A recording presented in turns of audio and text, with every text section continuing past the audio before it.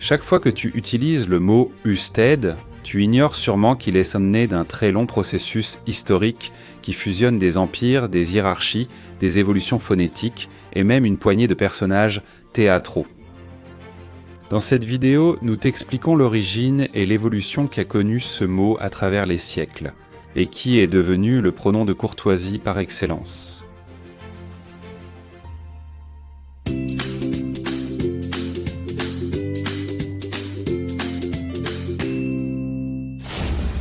Dans la grammaire contemporaine, usté est classé comme un pronom tonique de la deuxième personne qui fait référence à l'interlocuteur, mais paradoxalement, il exige l'accord verbal à la troisième personne.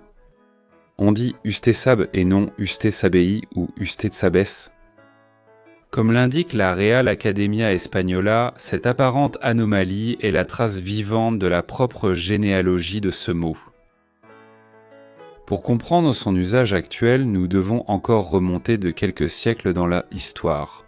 En latin classique, les locuteurs disposaient de deux seuls pronoms de la deuxième personne, tu pour le singulier et vos pour le pluriel. Rien dans leur grammaire ne suggérait de différence quant au traitement. La différence était purement numérique. Cependant, entre la fin de l'Empire et le Haut Moyen-Âge, quelque chose de décisif s'est produit. Le pluriel vos a commencé à être utilisé pour un seul destinataire, comme stratégie verbale pour augmenter la dignité de celui qui commandait.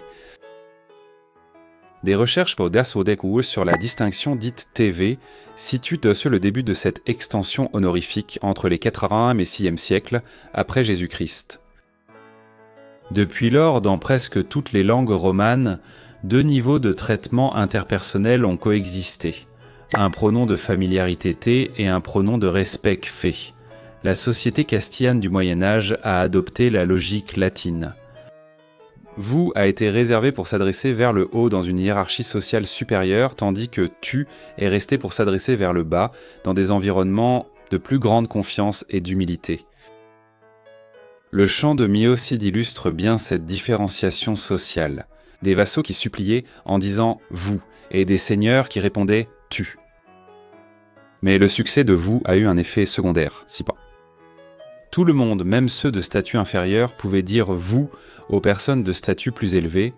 Le mot a fini par s'user sémantiquement. Le castillan avait alors besoin d'un nouveau niveau de courtoisie. Ce niveau est apparu vers le XVe siècle avec la formule nominale « votre grâce », qui pouvait littéralement être interprétée comme la grâce que vous possédez. Des documents légaux et des lettres d'époque l'enregistrent déjà comme traitement respectueux alternatif à vous. C'est le cas de l'archivo général de la nation mexicain, qui conserve des pétitions où l'on peut lire « Je porte à la connaissance de votre grâce ». L'expression sur votre grâce avait deux caractéristiques cruciales. Premièrement, elle combinait un possessif de deuxième personne du pluriel « votre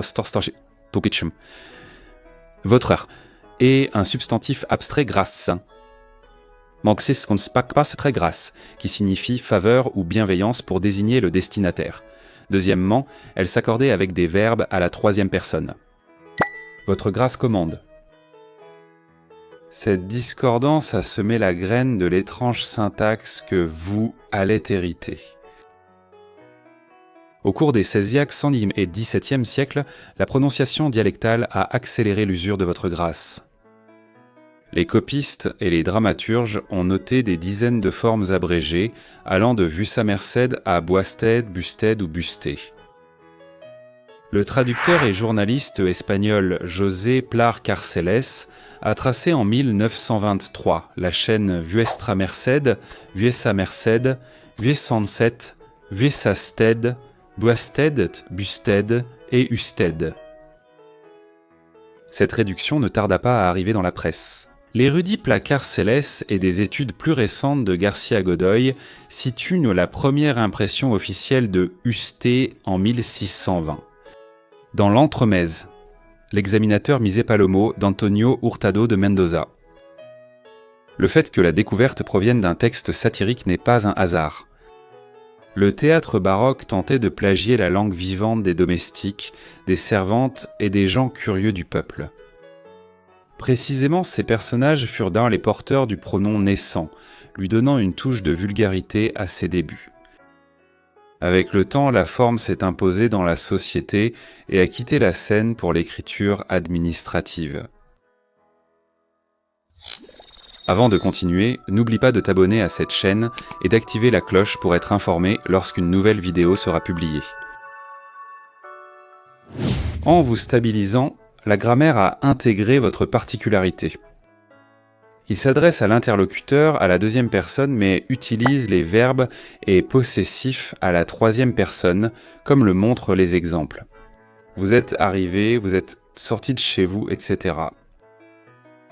Des linguistes comme Daniel Sáez Rivera qualifient enfin le processus de double étape. D'abord est venue la lexicalisation, puis la grammaticalisation totale a suivi, jusqu'à transformer ce qui était une fusion phonétique en un élément fonctionnel du système. Comme résultat final, cette discordance fonctionnelle que représente le mot. Vous êtes aujourd'hui une marque universelle de respect dans le monde hispanique. En devenant un pronom à part entière, vous aviez besoin d'un pluriel. Il a suffi d'appliquer les règles de base de la langue et d'ajouter « s » pour obtenir « usted ». Le résultat a eu des conséquences profondes. Dans la péninsule, le couple vosotros-ustedes s'est maintenu pour marquer la confiance ou le respect. Mais en Amérique, ustedes a complètement remplacé vosotros. Certaines régions andalouses et canariennes ont reproduit le même schéma. Vous avez conservé la morphologie de la deuxième personne du pluriel tout en utilisant le nouveau pronom, une forme hybride curieuse qui subsiste encore aujourd'hui.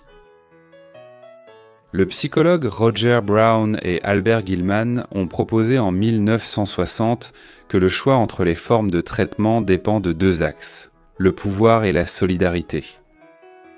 Ce modèle explique-t-il pourquoi vous survit aujourd'hui ?